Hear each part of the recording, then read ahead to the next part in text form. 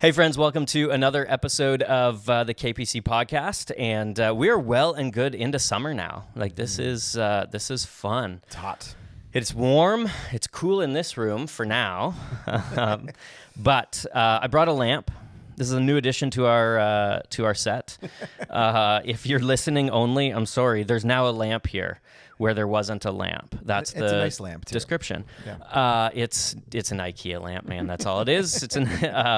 But it felt fitting because pastors are notorious for like props, Yeah. right?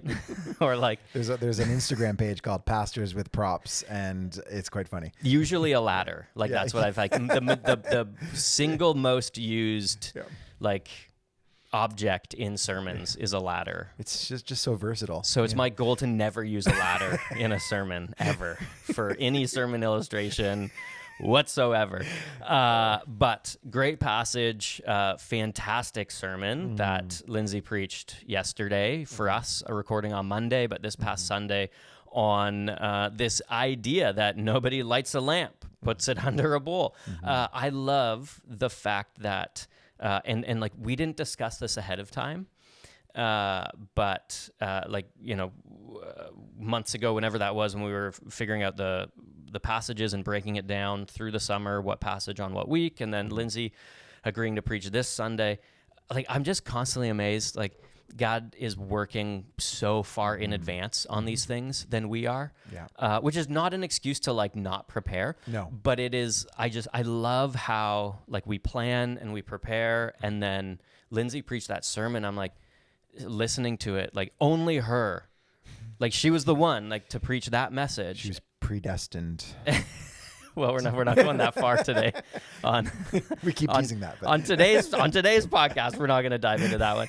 But I absolutely love, so like that opening illustration. Like I didn't know any of that when we're like, okay, this is the week that Lindsay's agreed to preach. Here's the passage, and I just go like, thanks Jesus for working so far in advance and surprising us, and like we know that that's the case. Like, I feel like this is something I know. We shouldn't be surprised. We shouldn't be surprised. However. And yet I'm constantly amazed Yeah. at how these things go. So, great passage. We're still in Luke chapter 8. Yeah. So Well, it's only week 2. It's only week 2 and 8. Yep. But we'll be here for another few weeks, which would be great.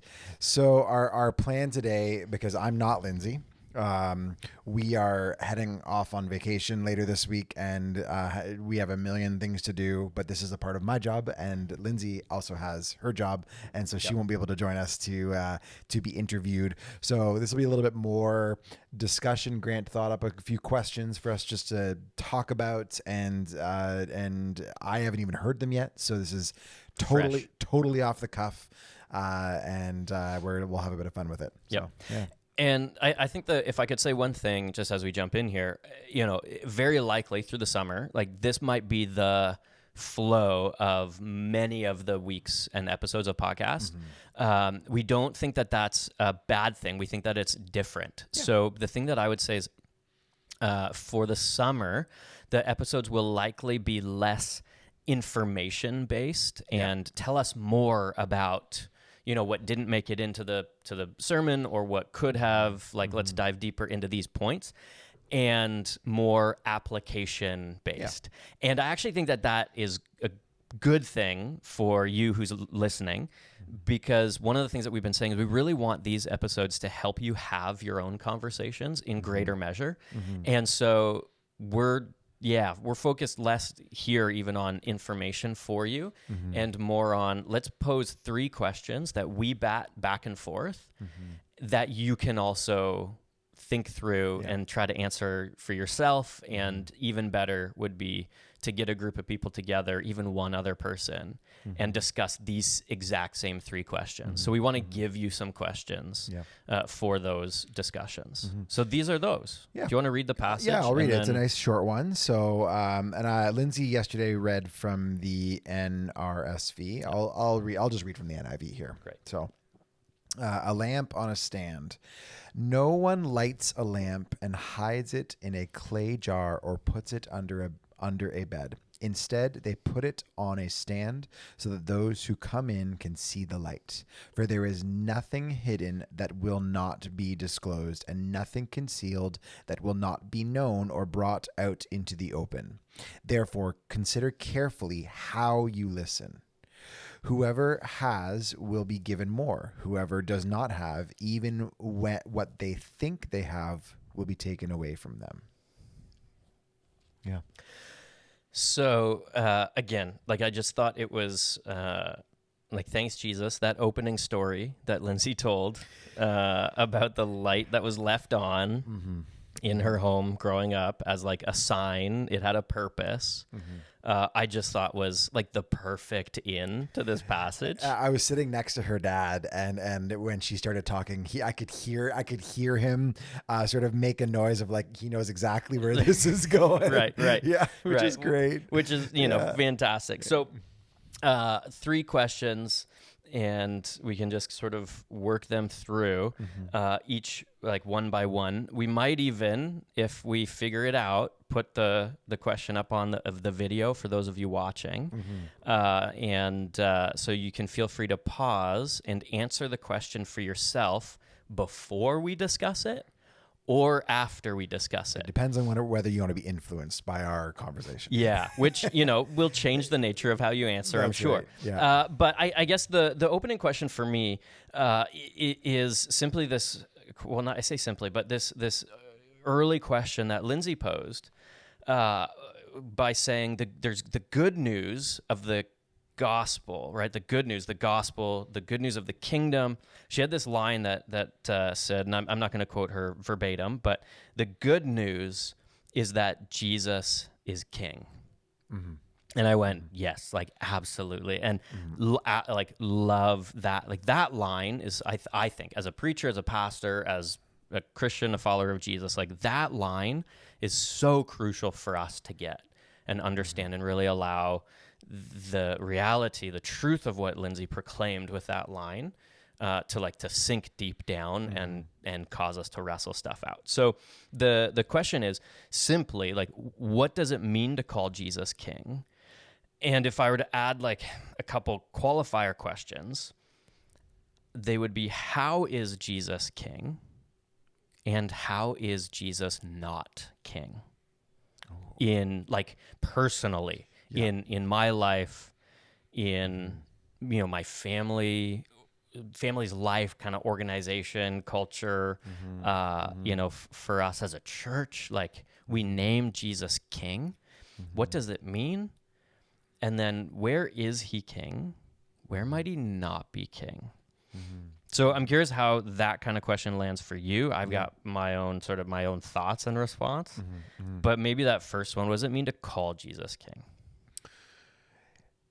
It feels, and I mean, I'd be, not to answer a question with a question, but it raises a question for me of do we distinguish between Jesus as Lord and Jesus as King, and do we see those as having different implications? Maybe just throw that back real quickly. I don't know if you have thoughts around that.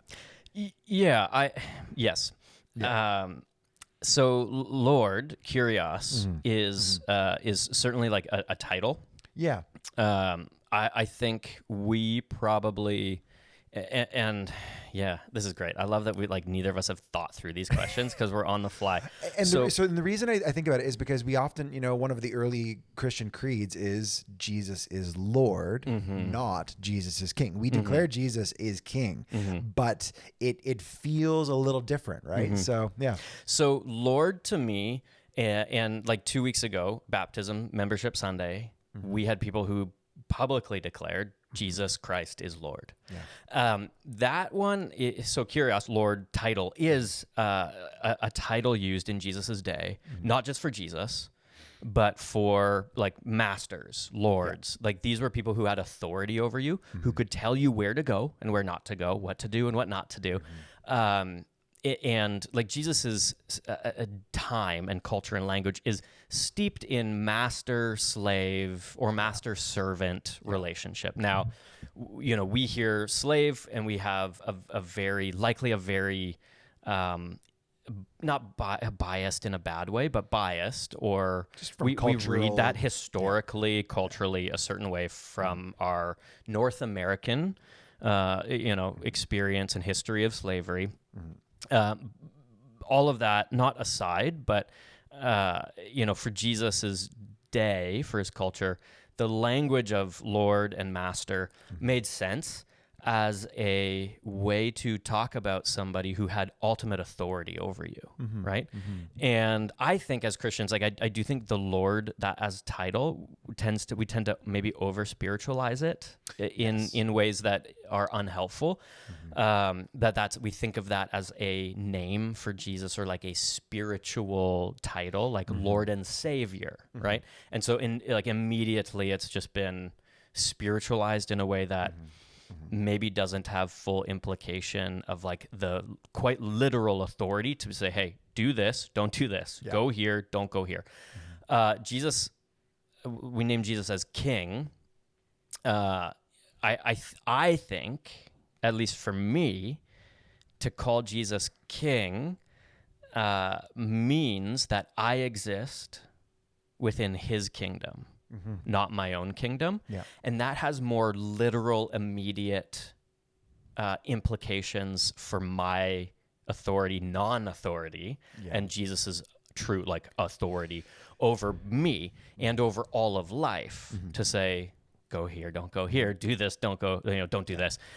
And so I do think they're distinct. Like they are different titles for Jesus. Probably a little bit of overlap For sure. But I just think I wanted to make sure I wasn't conflating the two. Yeah. And so that is helpful in answering, which you've done a little bit of. But I know for me, like I have a better sense of, even though we are not, I guess we technically in Canada have a king via King Charles. Yep. But we know that that's more of a figurehead in our in the Commonwealth, but we have a better framework for kings and good kings and bad kings and kings who have exercised good authority and judgment over their subjects, and kings who have ruled reigns of terror. And you can read through any monarchy and see that, and so it's helpful for me when I look at Jesus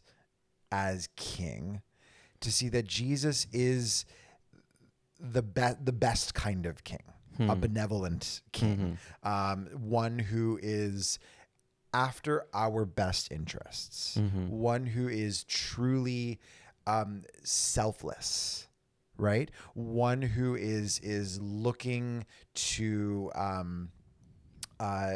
looking for the greater good for all people, right? And so when I look at Jesus as King, I think about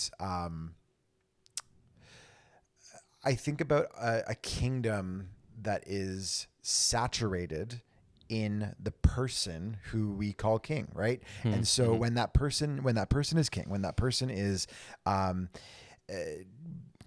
exercising their leadership and showing who they are and revealing their character, they are indicating, this is the way that I want this to be. And so when we look at the person of Jesus, we see his compassion for the least of these. When we see his love for the rejects, we see his compassion and zeal for even those who are on the margins, and he wants to bring them in, and also for justice, right? That there's a justice component that sometimes is, as we see even in this passage here, there's a part where when light gets exposed, sometimes it's good, sometimes it's scary, and a good king and a good kingdom will bring justice in those areas where the light is exposed and it's bad and it needs to be corrected, right?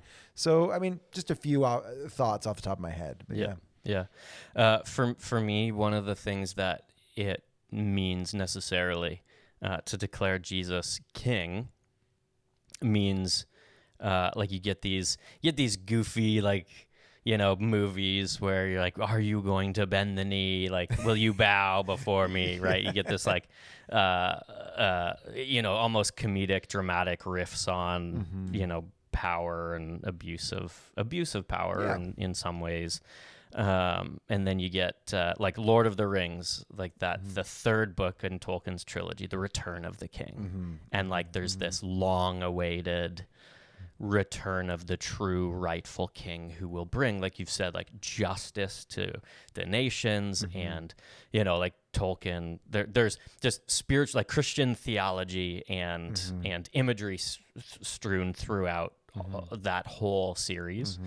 But I think what I hope the best way possible, when I think of Jesus as king, that immediately leads me to think through, okay, how do I need to submit to this king? Because if this is who the true king is, then it immediately, like if Jesus is king, that immediately means I am not king. Yeah. And I think human beings and I mean, in many ways, like you can go all the way back to Adam and Eve in Genesis, like the beginning of the book, and think like we like to rule our own little kingdoms and are bent in that direction. Like we're naturally inclined to want to be the little kings of our little kingdoms. And, I use that like little there. That's not even bad or like derogatory. I'm just saying like they're little tiny versions of what God is trying to do, throughout the entire world.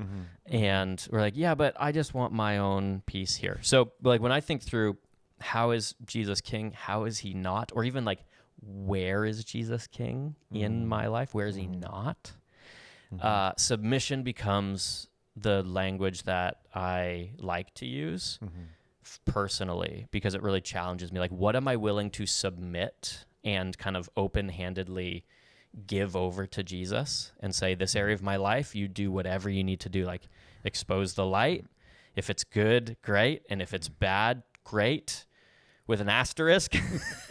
Right. But like Lindsay had that line, so like it will be for good. Like even where the kingdom, even where the gospel exposes, the light exposes what is bad, like that's actually for light, like toward life. It's not toward shame. It's not toward guilt. She listed. It's so that you would know life. So I look immediately like, what are the things that I'm willing to just open-handedly submit to Jesus? And what are the things that I go, nope, I'm going to hold on to this one.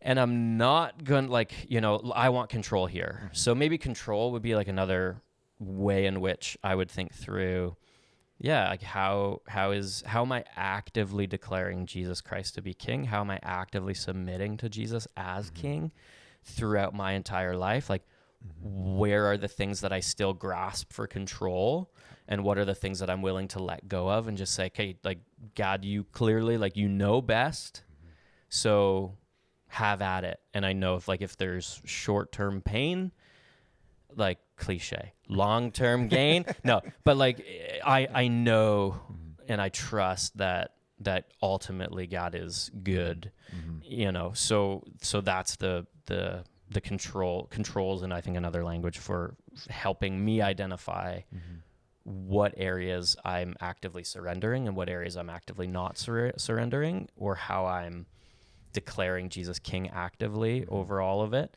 So like there are these hot topics, right? So money would be a probably like a likely even litmus test for people. Like, is it something that you want absolute control over? Is it something that you're willing to let go of? Is it something that you're allowing Jesus to direct? Or is it something that you're like, let me deal with 90% of it and you can direct the 10% of it? So all of those things I think are just helpful examples for. And it's interesting that we had very different answers there, and I think that it showcases a little bit of our personalities, because my bent is and this is just a part of my challenge, my struggle is When I hear a word like submit, I'm like, nope, Yeah.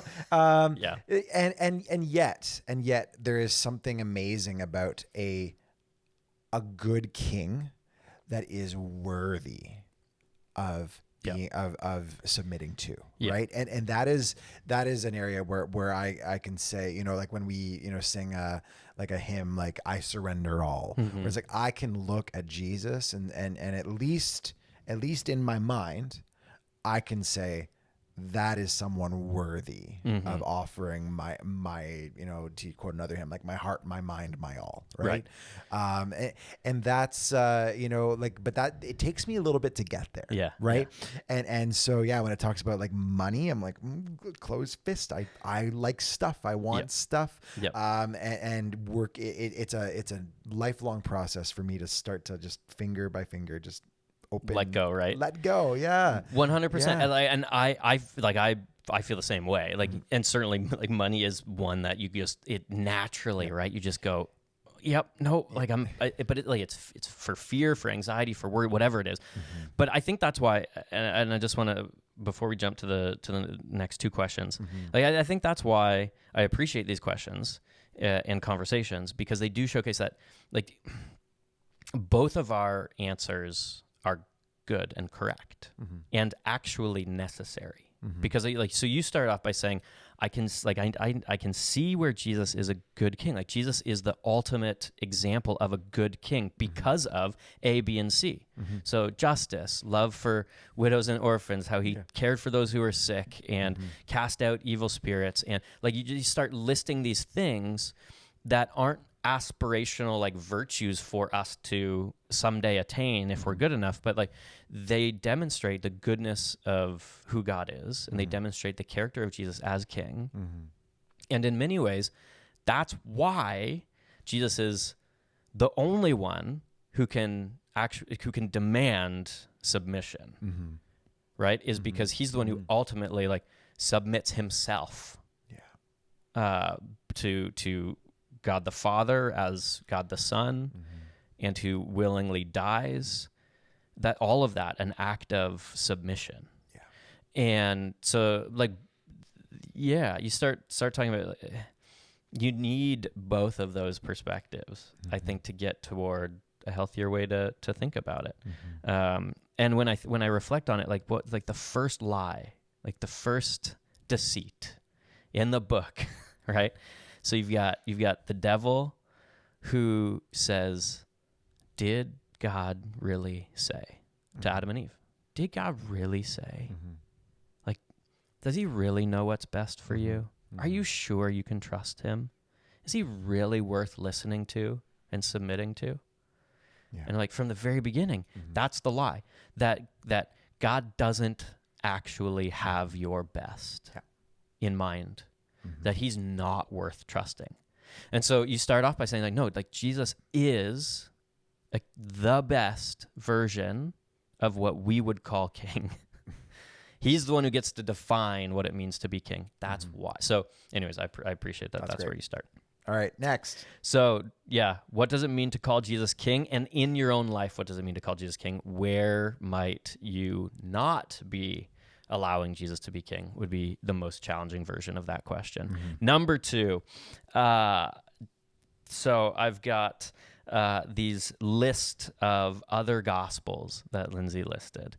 So that was heavy. Right? That was great. That was good. That was good. And I love that she didn't leave it hanging. Like there are these other gospels. Like what other kind? And then she's like, well, let me name some for you. So, I think this is a good tag on from the first question, but she says gospel of self, gospel of achievement, gospel of appearance. And then there's also others like gospel of hate and oppression. And I love that she also named like a gospel of apathy. Like, can't do anything about it anyways. Why do any of it? So she said Jesus's gospel reveals cracks in those kingdoms, those other gospels, cracks like how they enslave us and lead to death and never life. She had just great lines, man.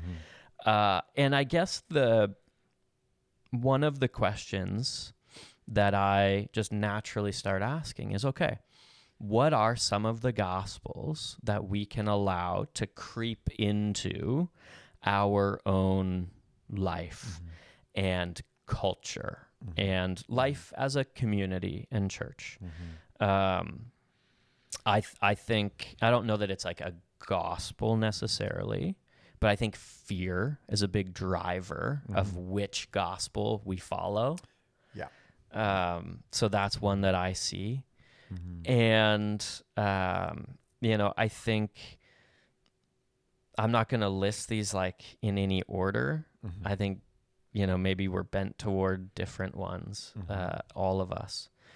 But I think the gospel of self is probably one of the most rampant, dangerous ones that I see. Like, if there's like a gospel of secularism, I think that's it. Like, it's self. It's a gospel of self. And it shows up in the church walls, and it shows up in us, right? And so it's not just something that others deal with. Yep. Yeah. So here's a specific question that we can put in.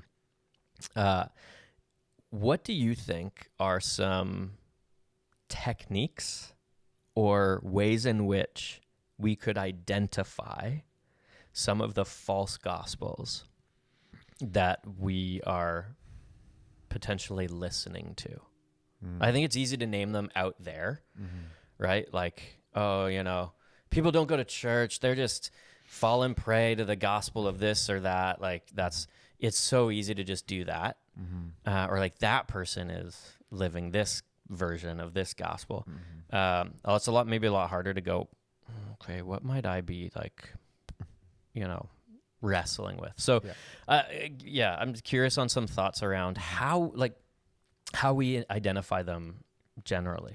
I think there's a good litmus test. I think we could go onto our phones or tablets and look at the apps that we use the most. Screen time, man. Yeah, okay. so because it'll go and tell you've been on TikTok for 8 hours this week, or you've been, and I think that can be a bit of a mirror, right? And like for me, it's often a few years ago it was Twitter. I would say I found an identity in having a social media presence and being like I don't even know what I call myself. I wasn't an influencer. I was not, like, nothing like that, but I found some core identity there. Sure. Right. Yeah. I've all but quit. I've quit the game. Love it. I love it. But where I just made a conscious decision, say I'm not going to play that game anymore. I'm done with it. Yeah. But like, I think that's a really simple way to start to look internally. Yep. Go onto your online banking. That's another one. I know that's a scary one for us, or I can look and be like, I spent how much on Amazon. Whatever. And sometimes necessary things, but often very not necessary things. Right. And so like, there are some simple ways for like, just, it's a lamp being illuminated. Right. Yep. And sometimes we prefer to live in the darkness. So like, there's a while where I was like, I'm going to turn screen time off because I want to live in the darkness. Okay. So that's brilliant.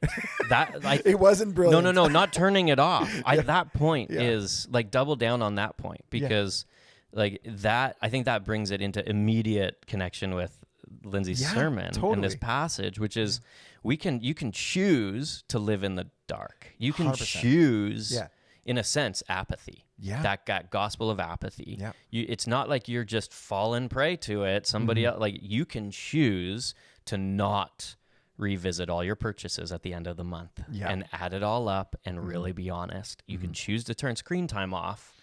And just be oblivious to how much time you spend on anything. And I'm reforming. I'm Me too. Me too. We're working on it.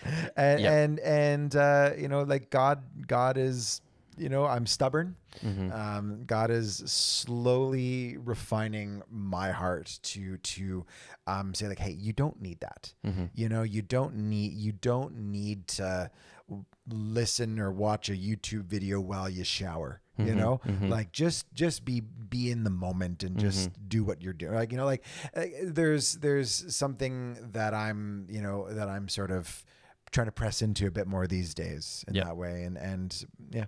Yeah, I love that. Like single focused activities. Yeah. Right. Yeah. We live in a constant age of like partial attention. So we always say like, wow, like constantly distracted. Yeah. But I think that's harder. Again, that puts the blame, as it were, on external sources which they all want us to do it, right? Because it feeds the ad revenue and all the things, right? So there is an external force. Yep. But also, when I say partial attention, that makes me own it more. Yes. And I think that the third thing that I would add to yours, I love how concrete that is.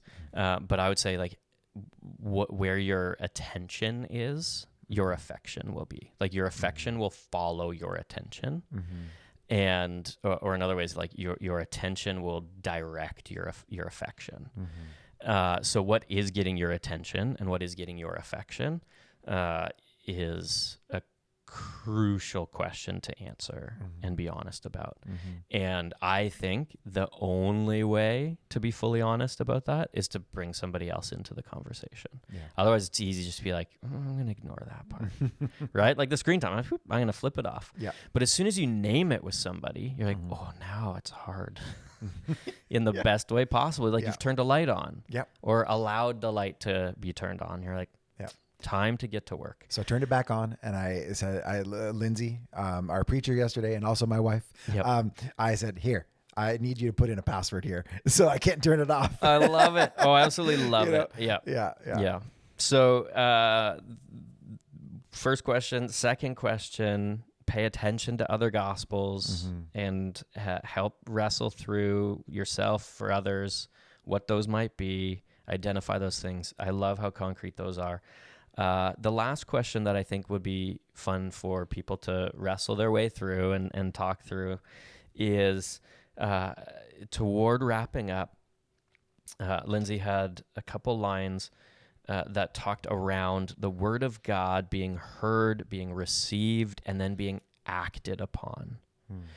And it was in this pulling back from Isaiah 6, but then also Isaiah 9, where we talk about like I think she also named Proverbs, wisdom, like the wise seek greater wisdom, right? And how inside of the kingdom, what Jesus is talking about, when he says, when we use the language like lean in, when he uses the language listen, really listen, like what he's getting at is don't be afraid of whether you've heard or not. Don't be afraid about whether you like listen or not.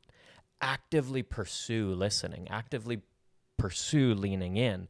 Those who lean in will discover more. Those who attempt to listen will hear. Like there's an inclination toward this that we're supposed to have, that we're meant to have. And again, in two questions, how do we listen? And also, how are we listening? Because again, I think there's a difference here.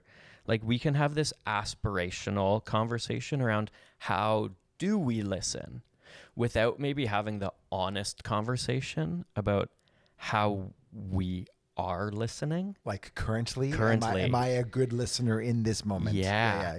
And like, I know that for a long time, like for me, I could have these aspirational conversations that are good and great, but then it fails to have the actual honest conversation of, okay, but am I?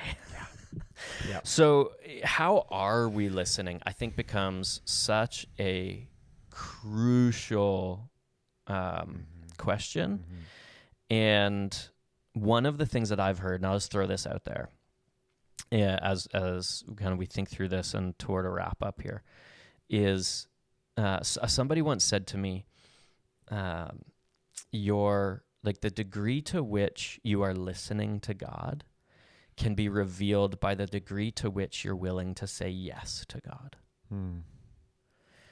Like, like, when was the last time you said, yeah, I'm not necessarily asking you this, but generally, when was the last time you said yes to God in a very concrete, tangible way? And the question could be, well, someone might say, well, I haven't heard something to respond yes to. It's like, well, bingo. Like, that's right. Yeah. Yeah. So I feel inadequate to answer this question, but I will say, one thing I've been doing more and more is sitting in a chair. I have a comfy chair that I got after my back surgery last year, and I sit in that chair with my coffee.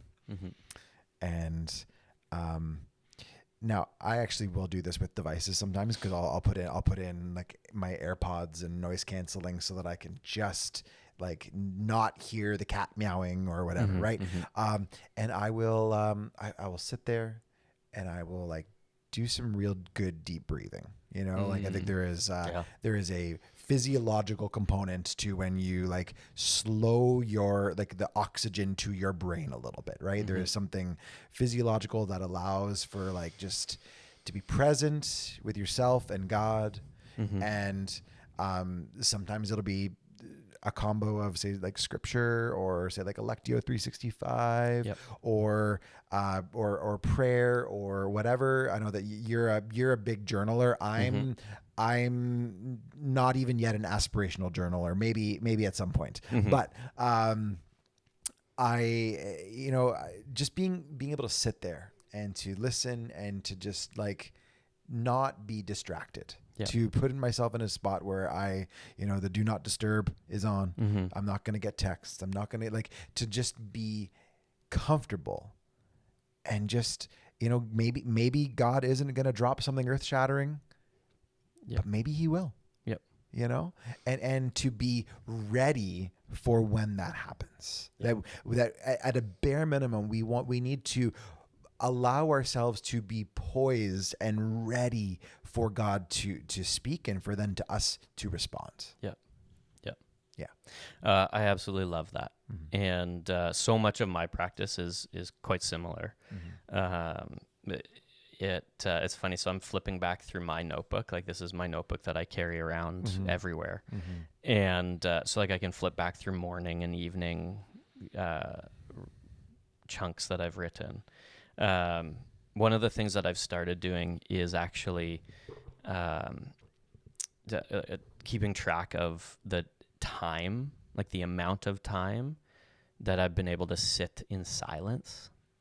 So I think silence and solitude is so crucial for learning to listen to God, because one of the things that you need to become comfortable with is silence. Like learn to be quiet and to still your mind and to settle into be it prayer, scripture, from a place of quiet. And so one of the reasons why, so for me, the two that I'll add, so silence and solitude, and like you've mentioned, journaling, is because so often, way more often than not, I'm not even going to give it a percentage, but if it was a percentage, it's probably 99 point whatever percent. Like it's not going to be that like big booming voice that you're like, this was a word from God. But what I can start to see is in the intentional moments of quiet, when I'm trying to listen, I will write down what I think I'm hearing. And, once is once. And maybe that's enough. Maybe that was a word from God. So it's like repeated patterns. You notice things very often. You can look back. That is exactly it. You'll convince me maybe. Still. Eventually, one day I will. This is this is like my goal behind the whole podcast. So how do I convince as many people to journal? No, for me, it's so what I never appreciated is exactly that. Is just being able to look back and go, God's been saying the same thing to me for a while. Like I need to. So doing this 2-month experiment thing where like off my phone as absolute much as possible, which, you know, I think is a great thing for everybody. And got some rules and also some other people who are doing that alongside. And I love that. Like, it's like there are a bunch of people just like, hey, that sounds great, I'm in. And one of that whole like angst for me was born out of actually like repeatedly seeing like, I wish I wasn't as distracted, or like, you know, like why am I constantly like, why am I trying to do 3 things at the same time? And I never feel like I'm fully engaged with, like, why do I walk away from like social gatherings? I'm like, man, I didn't like, I wish I had more meaningful conversation there. Like, they're just these things that I started to notice all the way through. I'm like, you know what the main problem is? My main problem is the phone. Like, it's the constant partial distraction attention thing. And so, you know what? I'm going to try something a little crazy. And like, you know, 2 months of it, we'll see how it goes. But that for me, it was born out of that repeated, like, I wonder if this is not just my own angst. And I wonder if this is like, hey, God's trying to get a hold of me in some very specific way. And we'll see. I don't know. But it was born out of that consistent, like, thought through. But I would say more important than that, learn, practice, become comfortable with silence, because that's where you're going to hear. So 3 questions for you to think about and discuss this week. We'll try to put them in the video as well as in the description of the YouTube description and the podcast description, so you can take them into your week. And we do hope that you will continue to do that, to take these questions, to take these discussions into your week with family or friends, loved ones. And we'll see you next time.